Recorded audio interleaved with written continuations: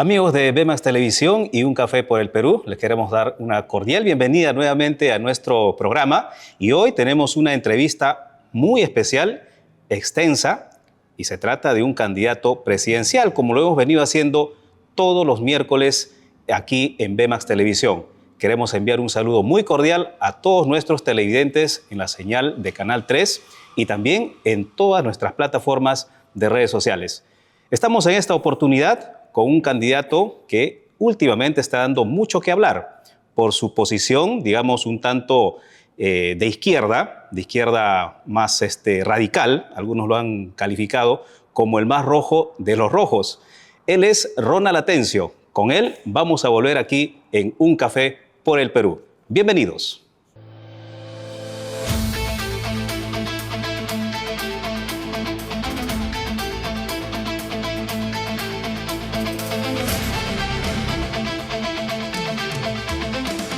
Amigos, esto es Un Café por el Perú y bienvenidos nuevamente. Y ya estamos con el candidato Ronald Atencio de la Alianza Venceremos. Y primero queremos darle la cordial bienvenida a Vemax Televisión, a Un Café por el Perú. No, muchísimas gracias por la invitación a Un Café por el Perú, a Vemax TV. Yo gustoso estar aquí con ustedes y poder responder todas las preguntas que se tengan. Para nuestro público, ¿quién es Ronald Atencio y por qué quiere ser candidato o presidente del Perú? Bueno, Ronald Atencio es un muchacho provinciano. Yo he nacido en Huánuco, me he criado en Tingo María, en la Selva Alta o Rupa Rupa. De ahí terminé los estudios secundarios en Pucallpa y posteriormente mis padres, por temas de buscar mayor posibilidad de que yo pueda estudiar, porque era un alumno destacado, me mandaron a la ciudad de Lima a cursar la carrera de Derecho y Ciencia Política y me quedé en Lima haciendo mi vida profesional y en paralelo también vida política. Porque cuando yo llegué estábamos en plena marcha de los Cuatro Suyos contra el régimen fujimontesinista y los estudiantes fuimos un grupo muy numeroso que salió a marchar en las calles, a protestar en contra de la dictadura. Y ahí comenzó mi contacto con la vida política en Lima y además mi vida académica, mi vida de estudiante de Derecho, que posteriormente concluí, soy ya abogado, tengo estudios también de maestría, y que ha ido de la mano con mi vida política. He sido abogado también del expresidente Pedro Castillo, de Guillermo Bermejo y de Evo Morales en un habeas corpus que se tuvo acá en el Perú. ¿Cuál es la línea política, la ideología política de Ronald Atencio de Venceremos? Bueno, yo soy un hombre abiertamente de izquierda, soy un hombre que representa los intereses populares de las clases menos favorecidas, de los olvidados de nuestra patria, de los que no tienen oportunidad. Me siento un hombre de izquierda y representante de los intereses populares.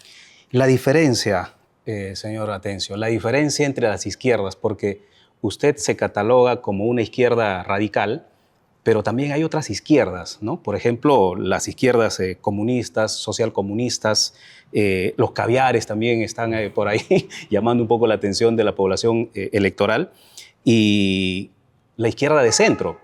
¿Por qué tantas izquierdas en el Perú? A ver, ahí sería entrar a una disgregación o discusión filosófica o dogmática, que yo creo que más allá de ese tipo de discusión que podamos entrar, debemos entender que el espectro de la izquierda, todo el espectro de la izquierda es uno solo, ¿no es así? Fuera de algunas etiquetas que se pueda generar, debemos nosotros saber que los hombres de izquierda tenemos un planteamiento y que parte en principio de la base de entender que hay un problema acá de lucha de clase, hay un problema de clase. Mientras por un lado tenemos una clase oprimida, sin servicios básicos, sin luz, sin agua, sin desagüe, en pobreza, en miseria, en hambre, en caos, en pánico. Por el otro lado tienes una clase favorecida, acomodada, opresora, que sí tiene todas sus necesidades o servicios básicos satisfechos. Entonces partamos primero de esa gran diferencia. Entonces yo me ubico en el campo de los menos favorecidos, de los desvalidos, de los que no tienen sus servicios básicos. Y lo que yo quiero hacer es luchar por esta clase para sacarlos de ese lugar en el que se encuentran y entender que como peruanos no podemos tener este tipo de brechas sociales. La izquierda, digamos, la que usted representa, proviene del marxismo y leninismo, propiamente dicho, ¿no es cierto? Sí, claro, nosotros, y he dicho claramente, ¿no? Yo abrigo las ideas de Marx, pero también, si bien es cierto, abrigo las ideas, pero también todo se hace en función del momento y tiempo en el que vivimos. En este caso, por ejemplo, ¿cuál sería la diferencia entre ese comunismo, digamos, cubano, ese comunismo venezolano, con el comunismo que usted querría implementar en el Perú? Primero que el tema de comunismo no es una realidad que se haya aplicado o existe en el mundo. Sin embargo, el régimen, por ejemplo, cubano, principalmente se ha catalogado a ellos porque han tenido una asamblea constituyente en el año 2019, donde han cambiado su constitución y ellos se califican como un Estado socialista. Y el régimen venezolano, ellos se califican como un gobierno también que tiene una vertiente socialista. Pero el comunismo no es el totalitarismo en sí, y ese totalitarismo aplicado en el Estado en su conjunto. Lo que pasa es que, como te comento, ¿no? Aún no se ha aplicado un sistema comunista en el mundo, no es algo que tenga vigencia en la actualidad, ni vigencia real, no tiene esa vigencia, pero la gran pregunta es de nosotros, ¿qué queremos del Perú? Porque seguro las personas que nos están viendo dirán, sí, efectivamente, una cosa es lo que pasa en Cuba, otra cosa es lo que pasa en Venezuela, pero como también yo he dicho claramente, nosotros no queremos un gobierno ni venezolano ni cubano, nosotros queremos un gobierno peruano, que entienda nuestro problema, nuestras dificultades, nuestras diferencias, y sobre eso, ¿qué le podemos ofrecer al país? ¿Qué le podemos ofrecer a la patria? En este caso, por ejemplo, usted ha mencionado muchas veces que en el Perú se vive una dictadura, ¿no es cierto? Y yo quería hacerle la pregunta, ¿cuál es la diferencia entre las dictaduras de países? Usted ha mencionado que el comunismo no se aplica en ninguna parte del mundo, pero Cuba y Venezuela creo que son países comunistas. ¿Cuál es la diferencia entre esas dictaduras que se viven en esos estados y en el nuestro? A ver, como te vuelvo a repetir, ¿no? El gobierno cubano, venezolano, son gobiernos de vertiente socialista, como lo han dicho claramente, lo señalan claramente. Lo que yo he dicho es que en el Perú vivimos una dictadura del Congreso de la República. ¿Y por qué he señalado que en el Perú vivimos una dictadura del Congreso de la República? Primero porque el Congreso de la República no tiene funciones o facultades de ejecutivo. No han sido ellos designados para gobernar, sino para sacar leyes y fiscalizar. Legislar propiamente, ¿no? Sí, claro, la función legislativa. Pero sin embargo vemos que el Congreso hoy tiene facultades en el Ejecutivo. Desde la señora Dina Boluarte, que la sostuvieron a pesar de todos los asesinatos y muertes, tuvieron cuota de poder en los ministerios. Entonces, prácticamente lo que pasó es que el poder legislativo copó al poder ejecutivo. Y luego, cuando ya no le sirvió a la señora Dina Boluarte, pusieron ahora al señor Gerí, que es un congresista, y que hoy lo siguen sosteniendo a pesar de todos los escándalos que ocurren. Entonces decimos hoy que hay una dictadura del Congreso de la República porque inhabilita políticos, ha inhabilitado fiscales, ha designado a los miembros del Tribunal Constitucional, designa a los al miembro de la Defensoría del Pueblo. Entonces, lo que ocurre acá es que tenemos a un Congreso que tiene coactado y maniatado y tiene todo el poder, es casi omnipotente y omnipresente. Pero esa, digamos, la realidad de nuestra situación actual, ¿cuál es la responsabilidad también de la izquierda? Porque la izquierda no es que haya estado excepto de gobernar, han gobernado. Alan García ha hecho un, digamos, modelo de izquierda que en su primer periodo casi nos lleva a la quiebra. Y posteriormente han venido políticos de izquierda, centro-izquierda, como Toledo, como Ollanta Humala, que también han tenido la posibilidad de gobernar y generar cambios, pero sin embargo no ha sucedido. Estamos en esta situación actual. ¿Cuál es la responsabilidad de la izquierda? Bueno, lo que ocurre primero con lo que hizo el señor Alan García, nosotros no podemos calificar eso como un gobierno de izquierda, ¿no? Simplemente porque fue nefasto, porque tuvo políticas que no representaban a los intereses populares, pero ya es un gobierno de los años 80. El método, digamos... Sin embargo, ya yendo un poco más acá, de los gobiernos que me hablas, de Toledo o de Ollanta Humala, tampoco nosotros podemos entender o calificar como un gobierno de izquierda. Muy por el contrario, ellos cambiaron su hoja de ruta, tuvieron un sendero diferente, tuvieron una ruta diferente que hoy los ha llevado a estar en prisión, que no ha llevado ellos a hacer transformaciones profundas que necesita nuestro país, como por ejemplo la Asamblea Constituyente y otros grandes cambios que se tiene que dar en nuestra patria para poderlos al menos calificar como un gobierno de izquierda. La Asamblea Constituyente para ustedes es, digamos, puntual. No hay forma de que dejen esa agenda. Mira, Pero, ¿por qué no podemos dejar la agenda? Porque se tiene que entender qué significa la Asamblea Constituyente Plurinacional, la que nosotros pretendemos o queremos. Porque una de las cosas que se debe entender en el país, y creo que todos debemos comprender, es el ejercicio democrático. ¿Y qué es la democracia? La democracia es el poder del pueblo, el poder del soberano.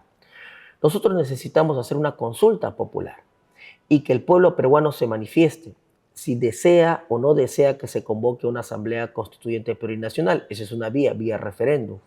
¿Qué mejor ejercicio democrático de nosotros, los hombres de izquierda y del campo popular, porque a veces se nos acusa de no ser demócratas, cuando por el contrario tenemos en el Congreso una derecha peruana que no es demócrata, Pero su no quiere corriente... someter una consulta popular? Nosotros queremos eso, que el pueblo peruano decida.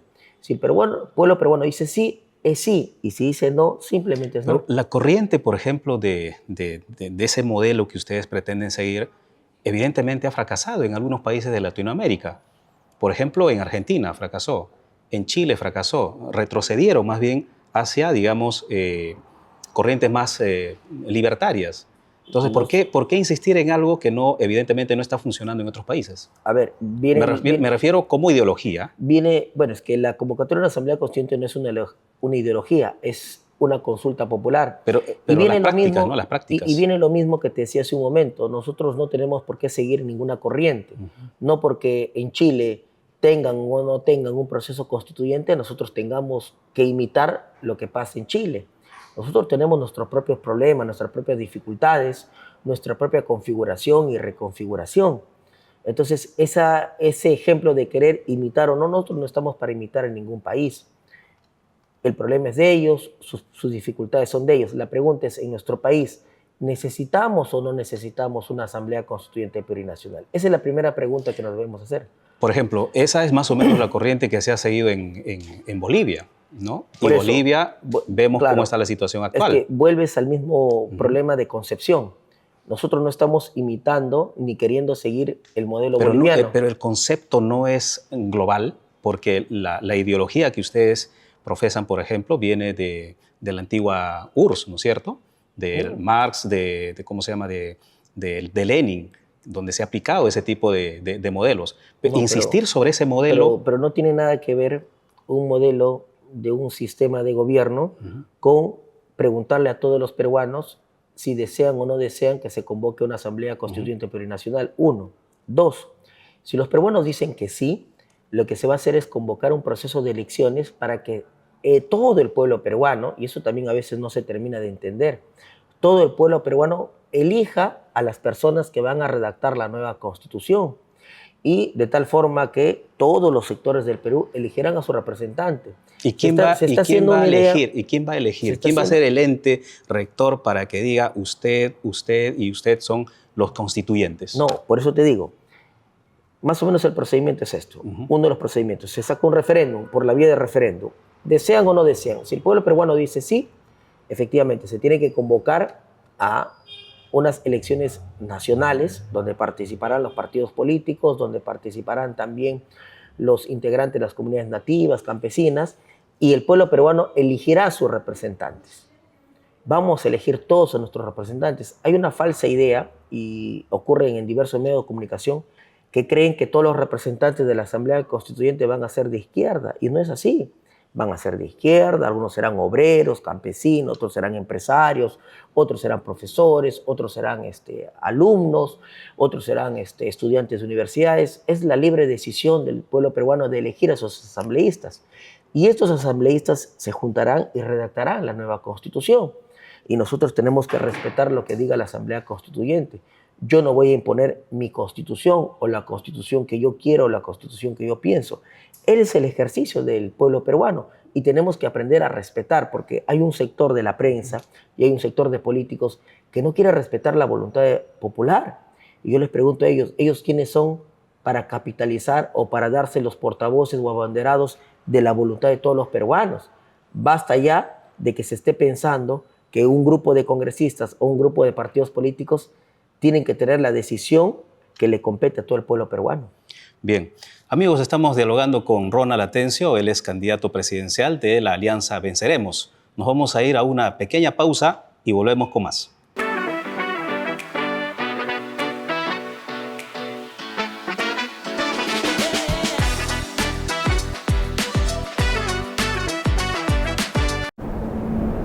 El viento, invisible, impredecible. A veces juega a tu favor, otras juega en contra. Así es el viento, un juego de cambios constantes, como la vida, que cuando menos lo esperas, cambia de rumbo. Por eso en la UTP te preparamos para que aprendas a dominar los vientos del cambio, transformando cada ráfaga en impulso y cada sacudida en una nueva dirección, porque solo dominando el viento lograrás avanzar. Domina el cambio. UTP.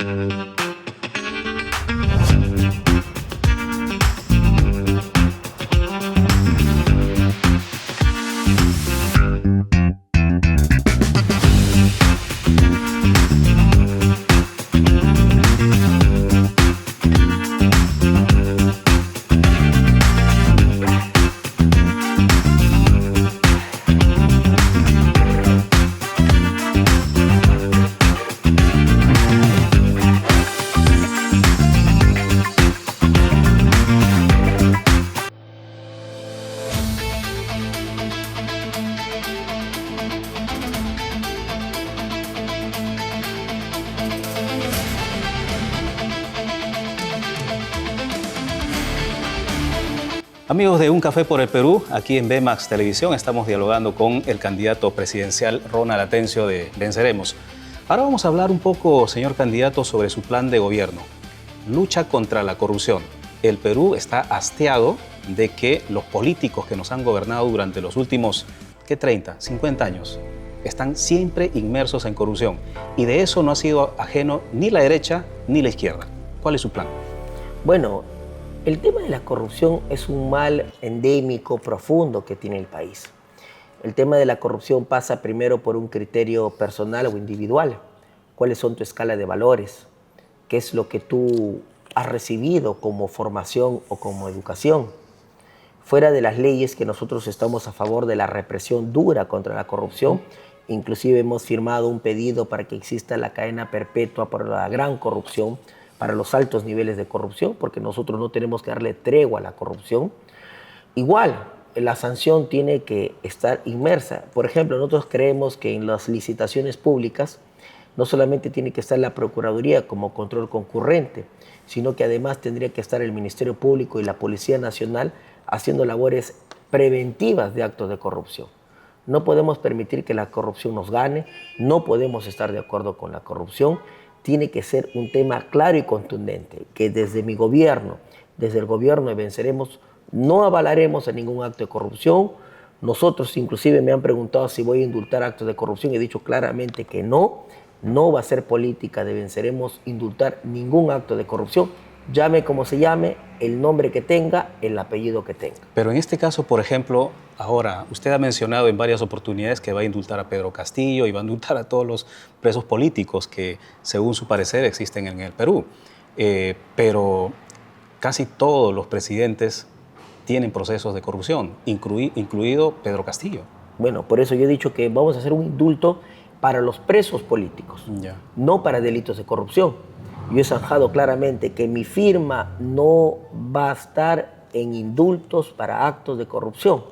Yo no voy a indultar ningún delito de corrupción. El proceso que viene siguiendo Pedro Castillo por actos de corrupción en su gobierno, creo que tiene 2 o 3 carpetas abiertas. Si lo encuentran responsable, usted no lo indulta. Como yo he dicho, en esa posición usted no lo indulta. Claramente, póngale el nombre que quieran, el apellido que quieran. No, pero usted es el candidato. Es que por eso, ¿qué es lo que te quiero decir con esto? No importa el nombre que me digas. No importa que así sea Pedro Castillo. El nombre que sea, para que dejarlo claro, ¿no? Porque queremos individualizar el tema, y en el tema de corrupción no podemos individualizar, tenemos que generalizar. Y la generalidad va para todos. Se tenga apellido Toledo, tenga apellido Humala, tenga apellido Vizcarra, el apellido que tenga, Quispe, Rodríguez, Flores.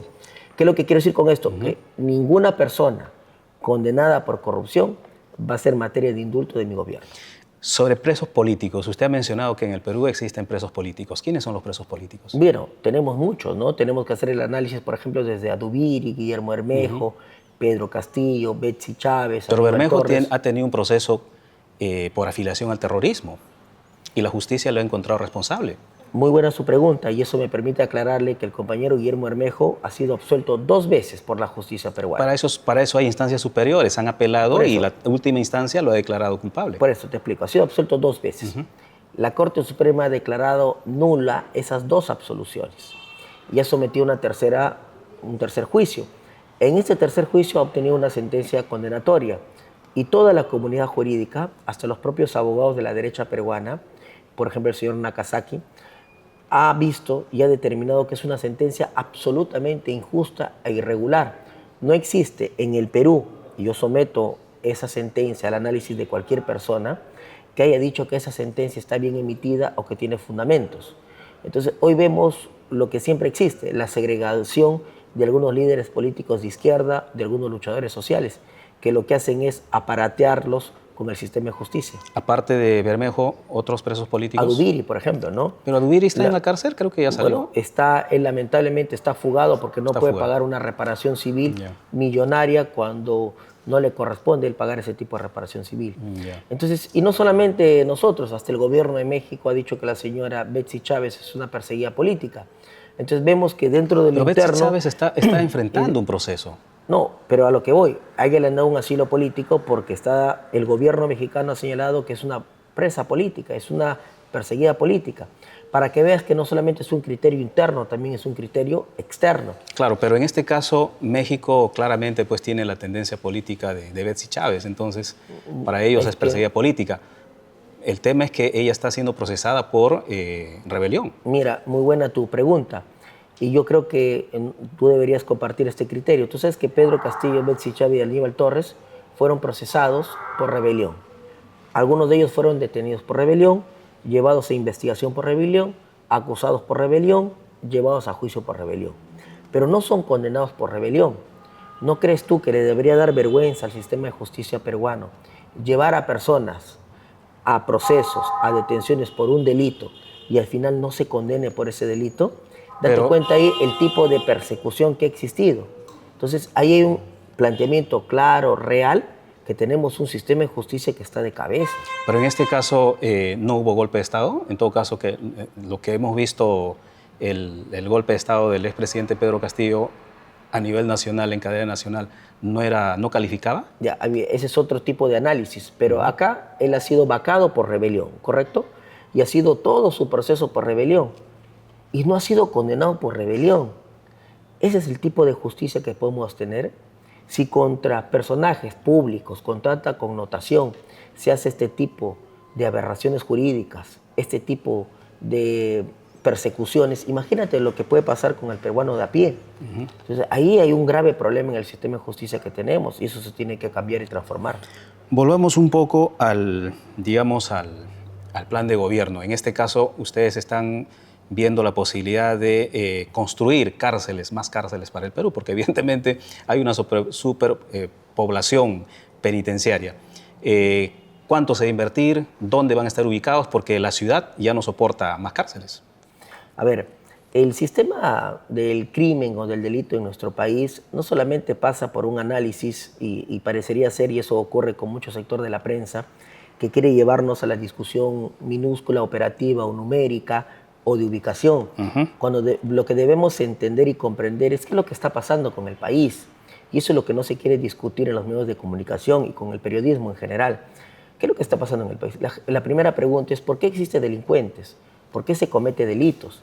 Y la respuesta a esto es que tenemos un grave sistema de educación, un grave sistema de empleo para los jóvenes, para los adolescentes, que en algunos casos tendrían que estar educándose, estudiando.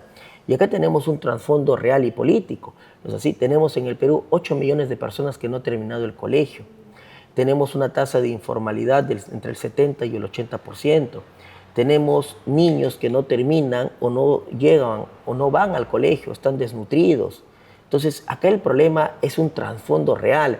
Parece que solamente se quiere hablar de construir más cárceles, que sí las tenemos como plan de gobierno, de imponer más penas, que también tenemos como plan de gobierno.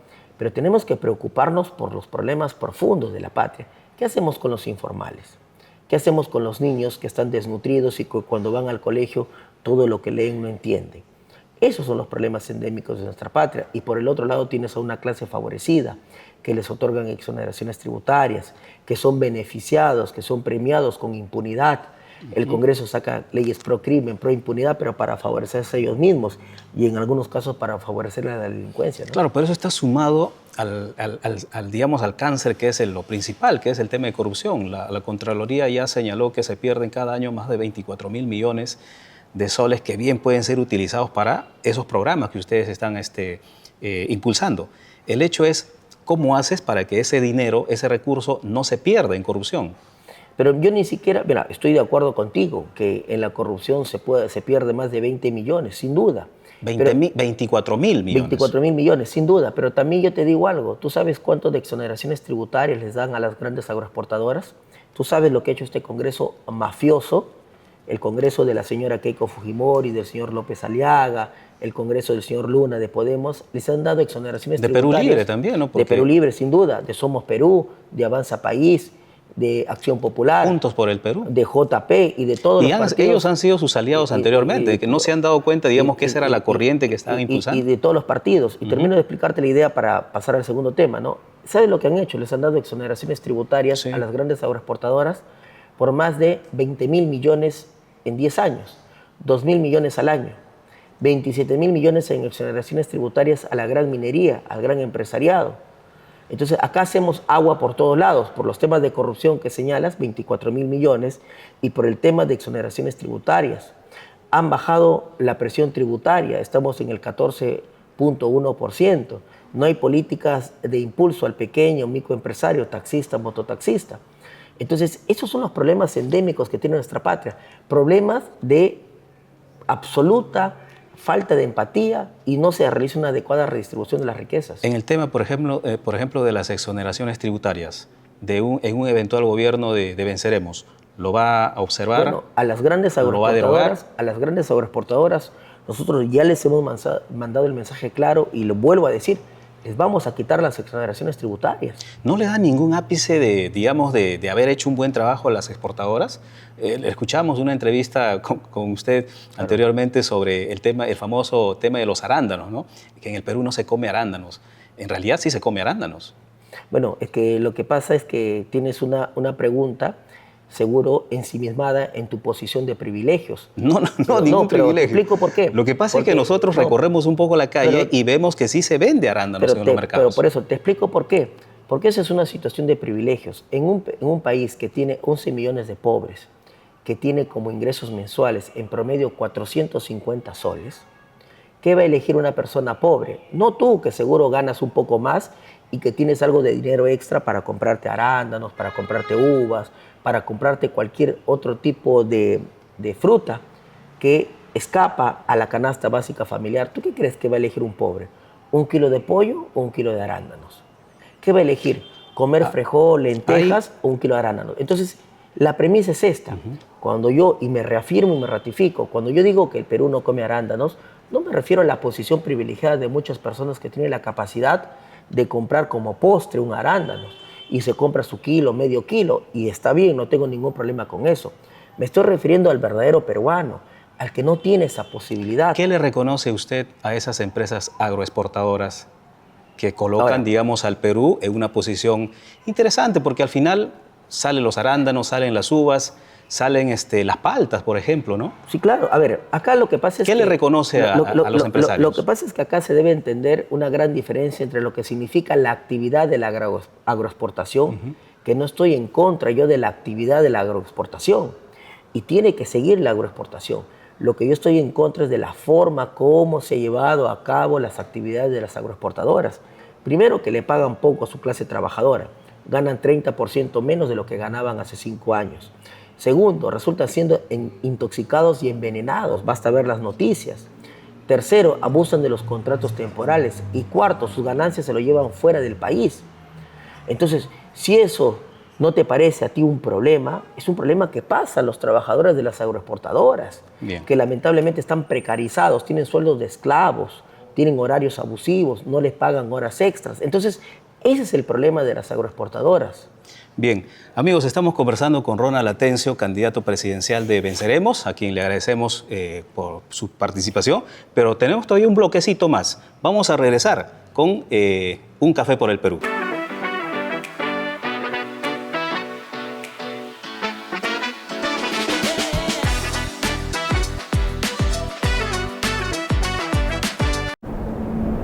El viento, invisible, impredecible. A veces juega a tu favor, otras juega en contra. Así es el viento, un juego de cambios constantes, como la vida, que cuando menos lo esperas, cambia de rumbo. Por eso en la UTP te preparamos para que aprendas a dominar los vientos del cambio, transformando cada ráfaga en impulso y cada sacudida en una nueva dirección, porque solo dominando el viento lograrás avanzar. Domina el cambio. UTP.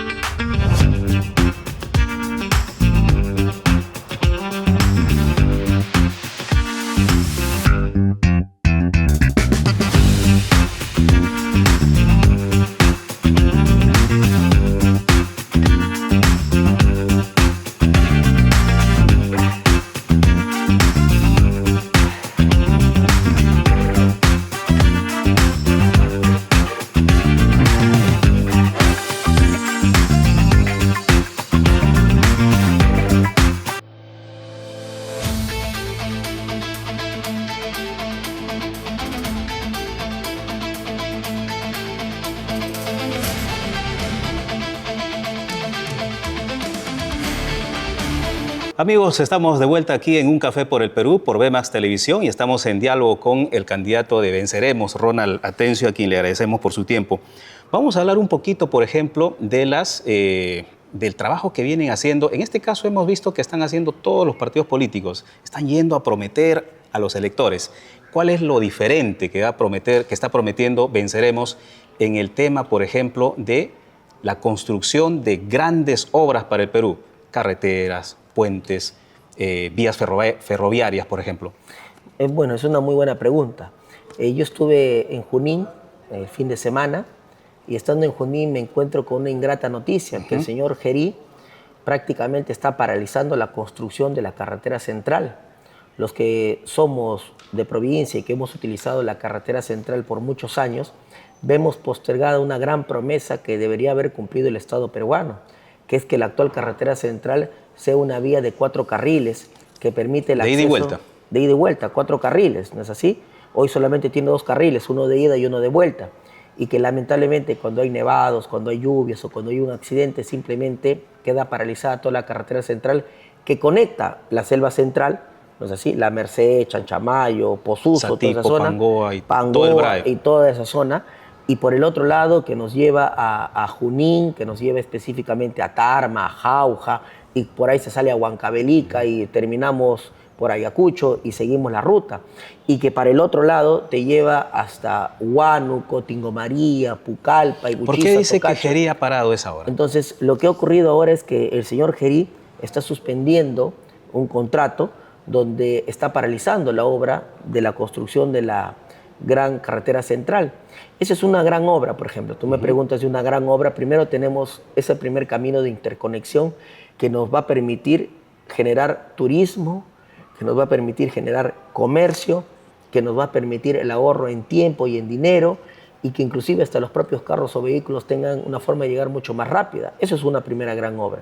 Otras grandes obras. Nosotros necesitamos efectivamente enfrentar obras grandes, la construcción de trenes. Nosotros tenemos que, si tenemos ya el puerto de Chancay, nosotros tenemos que hacer una vía de interconexión para que nos lleve a conectarnos con Brasil. Y ahí tenemos un proyecto de interconexión. Necesitamos construir también los trenes que permitan conectar el norte chico y el sur chico para que poder afianzar los lazos comerciales. El gasoducto sur peruano que tenemos postergados en toda la región sur. Tenemos gas, pero no podemos surtir de gas a todos los peruanos del sur. Entonces, esa es otra de las grandes obras que necesitamos enfrentar. La carretera que conecta Iquitos con otro sector de la selva peruana, que es por Tarapoto, por Amazonas. Entonces necesitamos hacer esas grandes vías de interconexión. Industrias ferroviarias. Varios candidatos están prometiendo trenes prácticamente de norte a sur, de este a oeste. En ese aspecto, nosotros no estamos en contra de la construcción de los trenes que se gesten, porque nosotros, por eso te estoy hablando de la construcción de un tren que pueda conectar desde el puerto de Chancay hasta el Amazonas y que pueda llevarse hasta Brasil, porque necesitamos hacer este gran flujo de interconexión y tener ahí nosotros la industria que decíamos de ensamblaje. No puede ser posible que nosotros no tengamos una industria teniendo un puerto tan importante. Y como te decía, como una primera etapa, los trenes de interconexión entre el norte chico y el sur chico, porque para eso es lo que nos va a alcanzar para el primer tramo de gobierno, porque también hay que ser honestos y sinceros con la población. No se trata de prometer, sino se trata de decir lo que se va a poder cumplir en un gobierno de 5 años. Ha mencionado usted el puerto de Chancay. Eso es digamos, una actividad estratégica, ¿no es cierto?, que lo tiene el gobierno chino. Sin duda. Y el puerto de Chancay, que nosotros tenemos una frontera marítima... ¿No le molesta que el gobierno chino tenga, digamos, esa gran obra emblemática estratégica para el Perú? A mí no me molesta que ninguna fuerza imperialista de ningún país del mundo tenga capacidad de invertir en el Perú.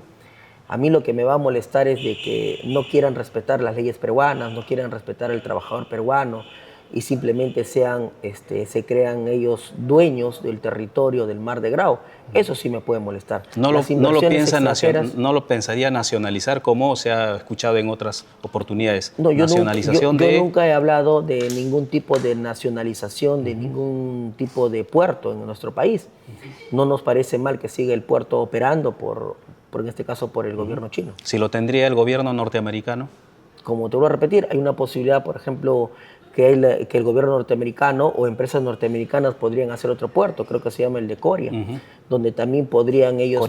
Corio, ¿no es así? Donde ellos también podrían tener ahí inversiones, y nosotros no estamos en contra de las inversiones, más bien que compitan, que vean cuál es el mejor puerto, cuál es el que puede dar mejor oportunidades a todos los peruanos. Pero ¿no cree usted que el Perú también debe tener una participación? Porque ahora al puerto de Chancay, COSCO Shipping no se le puede ni siquiera fiscalizar, ni menos sancionar. Bueno, o sea, el Perú está... fuera de sus ámbitos. Es que ese es un estado débil, pues. Ya. Nosotros no vamos a permitir un estado débil. Entonces revisaría así esa partecita. Nosotros vamos a hacer un estado fuerte y nosotros si tenemos que mandar a fiscalizadores, nosotros vamos a tener que fiscalizar porque ese es territorio peruano. Por eso, o sea, puede ser una empresa privada, pero ese es territorio peruano. Y en territorio peruano se respetan las leyes peruanas. En un eventual gobierno de usted, ¿sí fiscalizarían a COSCO Shipping, por ejemplo? Ahorita no se puede, ¿eh? A cualquier empresa nosotros vamos a fiscalizar. Nosotros no vamos a permitir que en territorio peruano sea zona liberada para ningún estado extranjero. Vamos a hablar un poquito de sus contendores políticos. ¿Ya? Le pido, por favor, una opinión, por ejemplo, sobre José Luna Gálvez y Noblecilla, teniendo en cuenta que Noblecilla ha sido compañero de usted en batallas legales, defendiendo a Pedro Castillo. ¿Cuál es su opinión de Podemos Perú? Yo no me voy a referir a candidatos ni a diputados ni a senadores, me voy a referir precisamente solo al señor Luna. El señor Luna es parte de la mafia congresal. El señor Luna y Podemos son los que han aprobado las leyes pro crimen, pro impunidad, los que sostuvieron a la señora Dina Boluarte y los que hoy van a seguir sosteniendo al señor Gerí, los que tienen cuotas de poder. Y no por poner una o dos o tres o cuatro o cinco figuritas, el señor Luna se va a querer ahora teñir como representante de los intereses populares. Usted está ninguneando a Noblecilla. Ninguna figurita puede teñir a ningún partido político. Y lo mismo pasa con el señor López Chau, que se quiere dar del abanderado de los sectores populares o de la izquierda peruana. Ninguna figura va a teñir al candidato presidencial. Lo que acá tenemos que ver es quién es el que va a tomar las decisiones presidenciales. O el candidato o un diputado o un senador.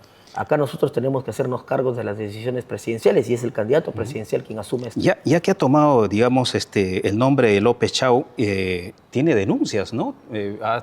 Tiene procesos abiertos ahorita como rector de la UNI.